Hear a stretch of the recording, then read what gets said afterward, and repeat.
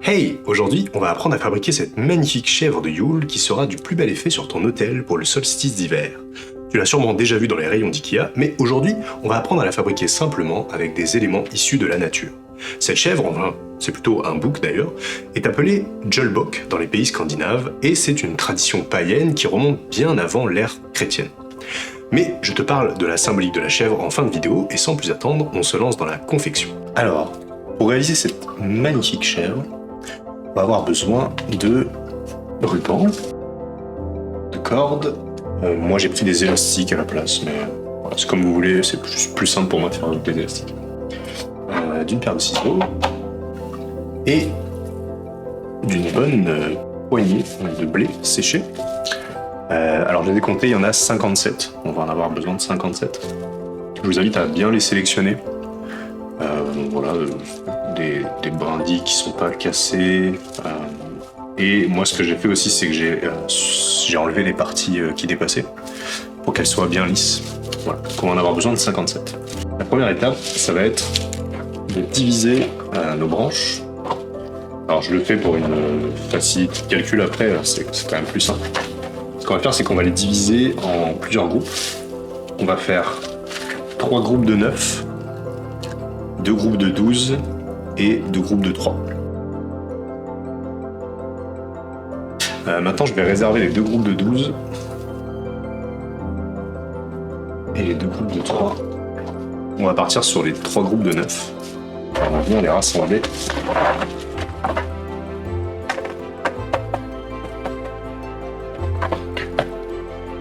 Et on va venir les sceller ici en bas. Le fait qu'ils soient tous bien alignés en bas.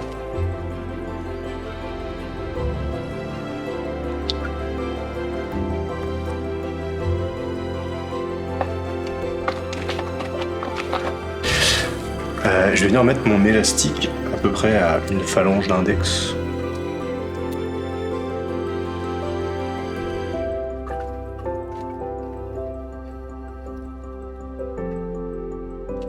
Voilà. N'hésitez pas à faire plus long, dans tous les cas, on va venir couper après à la fin ici. Et là, du coup, on va venir séparer nos brins pour faire la queue et les pattes. Donc je commence par prendre le haut et je vais venir plier 3 brins, les 3 qui sont au-dessus.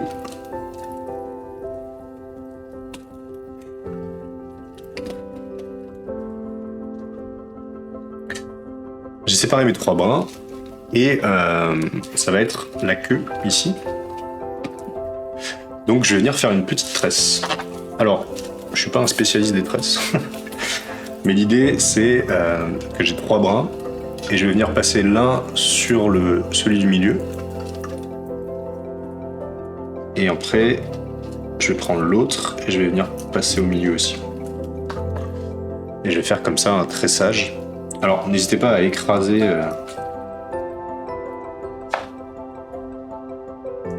pour que ça fasse un joli nœud en bas. Voilà, et je vais venir en alternance comme ça passer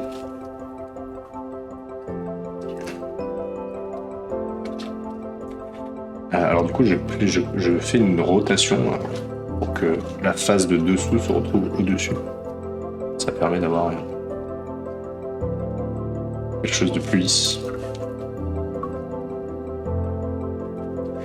Et je vais continuer comme ça jusqu'au bout.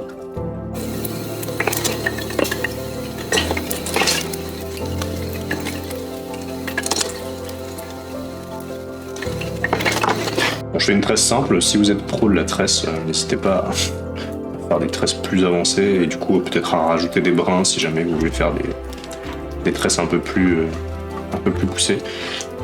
Moi j'ai fait la tresse à 3 brins la plus simple que je connaissais. Et n'hésitez pas à me surprendre et surtout à partager vos créations en commentaire. Voilà, et pour venir finir ma tresse, je vais venir mettre un petit élastique. Et voilà, notre petite tresse. Comme vous voyez, je suis pas un pro des tresses. On a terminé la queue, on va passer aux jambes. Alors ce qu'on va faire du coup, c'est qu'on va diviser ici en 12. On va mettre 12 d'un côté, 12 de l'autre. On va commencer par un côté.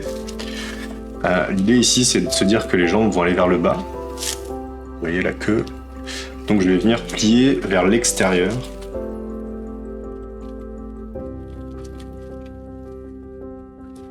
Et je vais en prendre comme ça 12.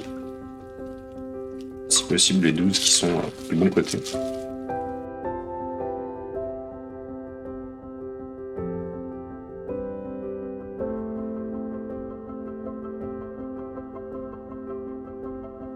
Et encore une fois, je vais venir mettre un élastique ou une corde, comme vous voulez. Voilà nos pattes. Et on va venir faire l'autre côté. Vous pouvez aussi venir ici fermer la queue dans l'élastique du dessous. Je trouve ça plus esthétique. J'avoue que j'ai une petite préférence pour la queue repliée. Et on va partir sur l'autre côté.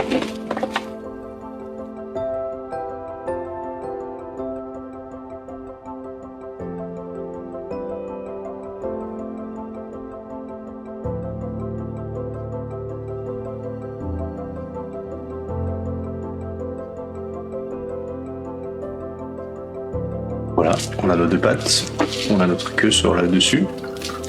On va pouvoir passer à la suite. Alors, ce que je vais faire ici, c'est que je vais venir couper cette partie-là. Je vais venir mettre un élastique.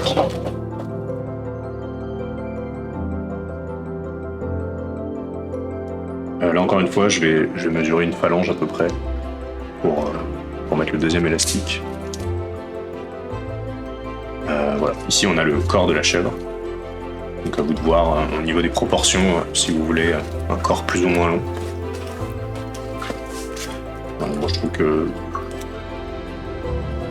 un index c'est une bonne mesure, ça évite de prendre la règle. Voilà. Ce qu'on va faire maintenant, c'est qu'on va venir relever cette partie là-haut pour faire le cou ici. Et du coup, ce qu'on va faire, c'est qu'on va prendre tous les brins et on va les monter vers le haut. Donc on commence toujours sur le dos. Et on va venir progressivement monter tous nos bras.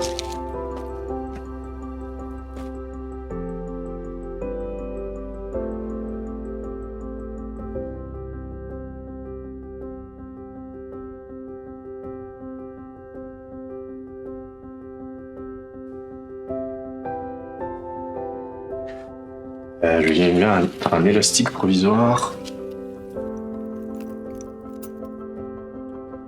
Voilà, c'est quand ça ressemble à quelque chose. Ce qu'on va faire maintenant, c'est qu'on va venir récupérer nos 2 x 12 morceaux. Et on va mettre l'élastique au bout. Parce qu'en fait, ici, ce qu'on est en train de faire, c'est les pattes de devant. Donc faites bien attention à ce que tout soit aligné. Et ce qu'on va faire, c'est qu'on va essayer de mettre l'élastique à peu près au même niveau que les pattes arrière. Voilà. Là, je fais pareil de l'autre côté.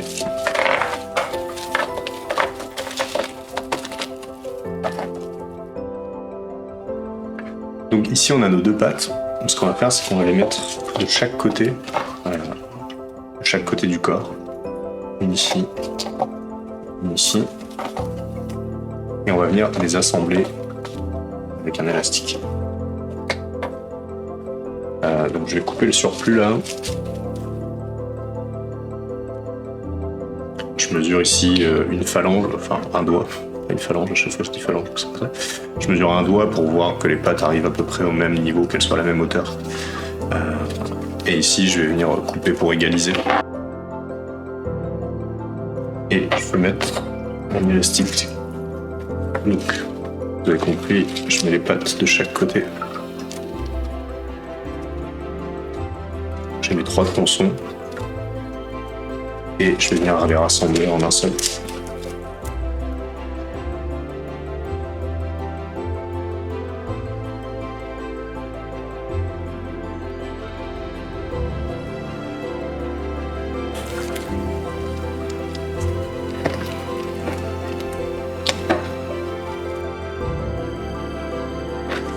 je vais venir enlever l'élastique que j'avais mis au milieu ici et je vais le mettre en haut.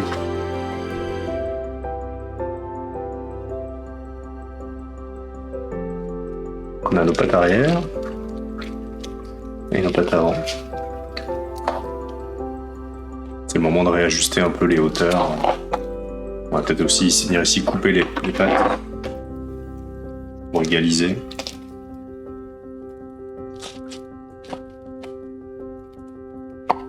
Alors là j'ai pris un ciseau, mais vous voyez que ça éclate un peu les morceaux. Donc si vous avez un truc qui coupe, ça sera peut-être plus propre. Genre un couteau à dents ou une scie égoïne, enfin voilà. Ça permettra d'éviter d'avoir un rendu plus propre ici. Voilà, donc là je réajuste un peu pour qu'elle commence à prendre sa forme. Je fais attention à ce que les pattes soient.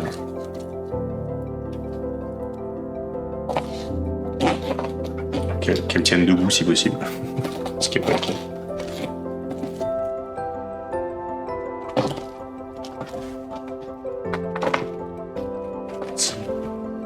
C'est le moment de lui donner sa structure. C'est important parce que c'est ce qui va faire qu'elle va tenir debout à la fin. Donc je réécarte un peu les branches devant.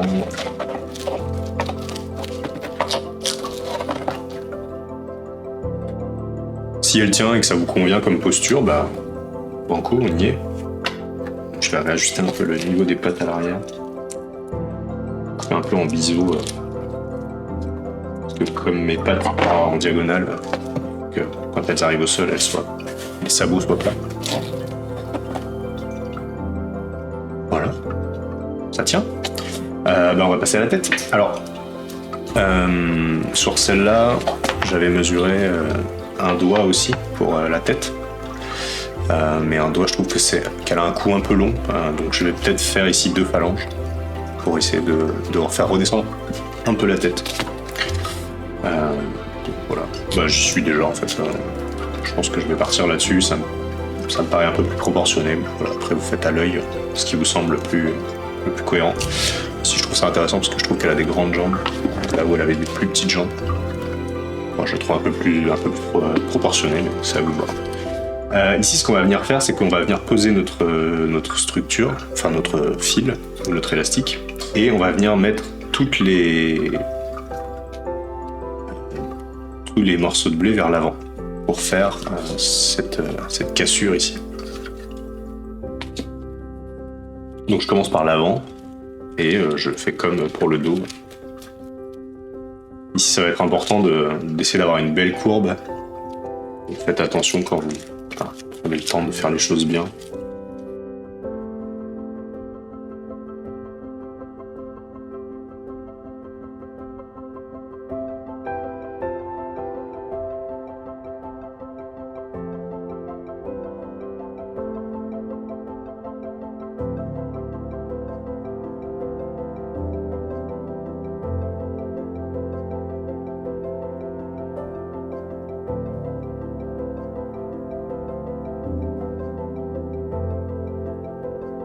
Je fais juste une petite pause pour vous dire que les dernières, là, celle du dos, faites attention à peut-être les aplatir et à faire en sorte qu'elles soient bien plates, parce que c'est ce qui va faire que ici ça va être joli.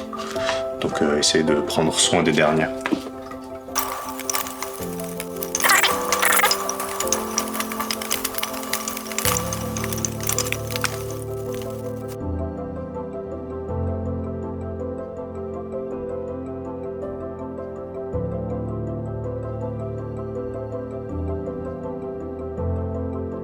Je vais mettre un cordon pour essayer de donner un effet un peu bouffant en serrant très fort. C'est-à-dire que ça va être gros ici, ça va se rapetisser ici, et quand je vais venir couper ici, ça va être évasé, ce qui va donner un joli museau.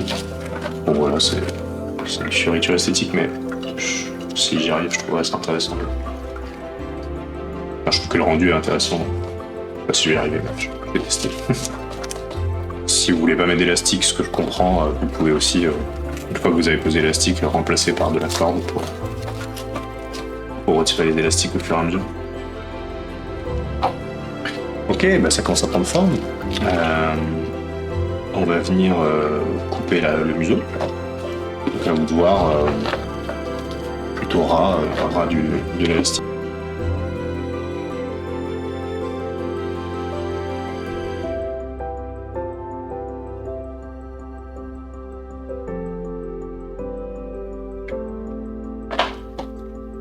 Voilà, une belle chèvre qui tient debout. Il ne manque plus que les cornes, on va venir chercher nos 3 brindilles qui restent.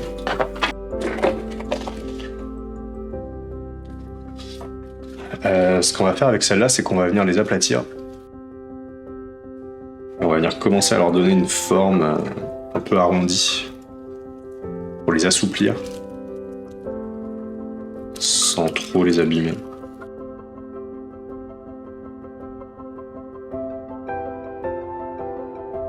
Du coup, je vais prendre mes 6 branches et je vais venir chercher je sais pas comment ça s'appelle, le coude là, pour pouvoir couper en dessous et récupérer juste la partie du dessus, parce que le problème c'est que à ces endroits-là c'est assez cassant et on va pas pouvoir faire notre tresse.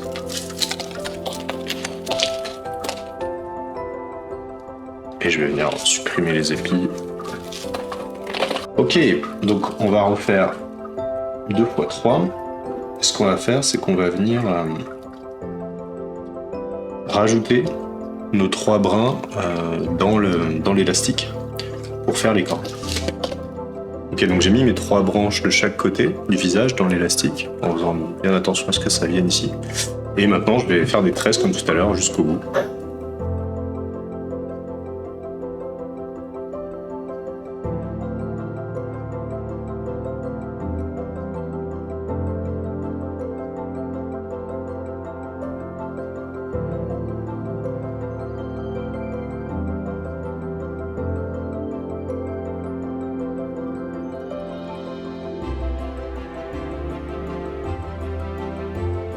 Voilà, nos tresses sont terminées.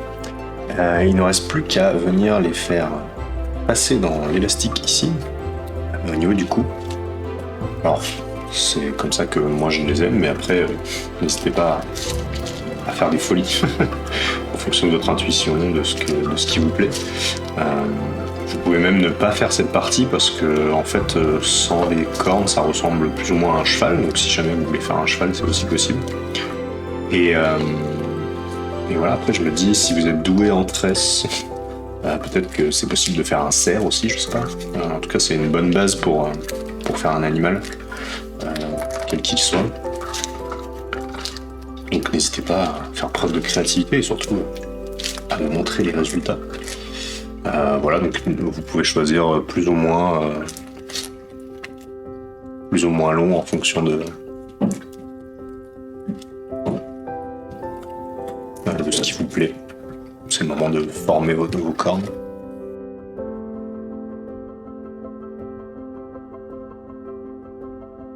Et voilà, notre chèvre est terminée. Il ne restera plus qu'à mettre du ruban là où il y a nos élastiques pour avoir un rendu un peu plus soyeux, un peu plus joli. Voilà. N'hésitez pas aussi, quand vous faites vos tresses, à poser vos intentions pour l'année à venir. C'est le moment de faire ça en conscience et d'apporter un peu de magie à cette chèvre qui va vous accompagner toute l'année. J'espère que cette confection t'a plu. Si c'est le cas, n'hésite pas à liker, à partager à tes sorcières et à t'abonner. Ça me soutient énormément et ça me donne la force de continuer. Comme promis, on va maintenant parler de la symbolique du bouc. Si dans notre société, il est parfois victime de spécisme, pour les anciens, il était vénéré à juste titre. Et notamment par le dieu Thor, qui en avait fait ses compagnons les plus sacrés. Tangrisnir et Tangnjostre sont les 2 boucs qui tirent le chariot de Thor. La légende raconte que Thor peut se nourrir de leur chair le soir et le matin, les ressusciter. Mais le bouc, c'est aussi une figure clé de Yule, notamment parce qu'il est lié au signe astrologique du Capricorne. Pour résumer, le bouc est un symbole de fertilité, de résilience, de persévérance et de protection.